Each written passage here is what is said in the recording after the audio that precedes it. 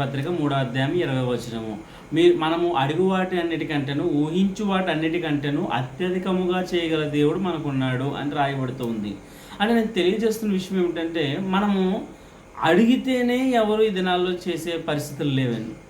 మనము అడగలేక నోరు విడిచి ఎదుటి వారిని సహాయం అడిగినప్పుడు వారు వెంటనే కుదరదు, లేదు అని చెప్పే పరిస్థితులు ఎదురవుతున్న ఈ దినాల్లో దేవుడు ఏమని సెలవిస్తున్నాడంటే, దేవుడు ఏమని వాగ్దానం ఇస్తున్నాడంటే, అడుగు వాటన్నిటికంటేను, ఊహించు వాటన్నిటికంటేను అత్యధికముగా ఇస్తానని దేవుడు వాక్యం సెలవిస్తుంది.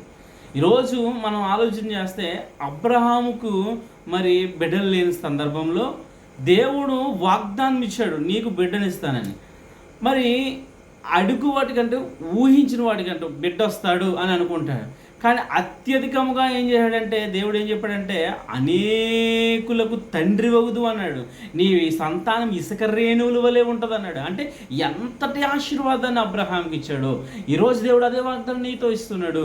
నువ్వు ఎలాంటి స్థితిలో ఉన్నా, నువ్వు అడుగు వాటన్నిటికంటే, ఊహించు వాటన్నిటికంటే అత్యధికంగా నీ జీవితంలో దేవుడు మేలు చేస్తూ ఉన్నాడు. నువ్వు అనుకోవచ్చు, నా జీవితంలో నాకు సహాయం అడిగినా కూడా ఈ దినాల్లో ఎవరు చేయట్లేదు అని అనుకోవచ్చు.